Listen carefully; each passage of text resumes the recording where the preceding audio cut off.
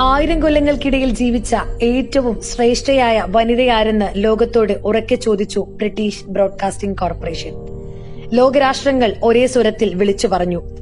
കാരിരുമ്പിന്റെ ചങ്കുറപ്പും കരളലിവിന്റെ കരുതലും പകർന്ന ഇന്ത്യൻ ജനകോടികളുടെ ആത്മാഭിമാനം ഒരേയൊരു ഇന്ദിരാ പ്രിയദർശിനി.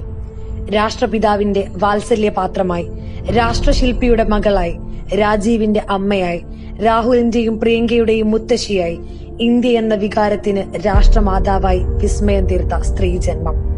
അമേരിക്കയെയും പാകിസ്ഥാനെയും ഒരുപോലെ വിറപ്പിച്ച, വെല്ലുവിളിച്ച, ബംഗ്ലാദേശ് എന്ന പുതിയ രാഷ്ട്രം സൃഷ്ടിച്ച ഇച്ഛാശക്തി.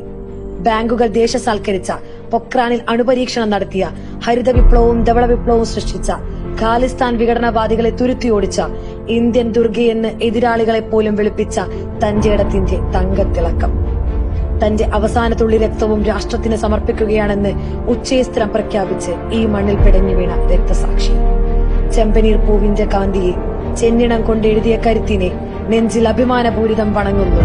ഇന്ദിര അമർ രഹേ, ഇന്ദിര അമർ രഹേ, ഇന്ദിര അമർ രഹേ.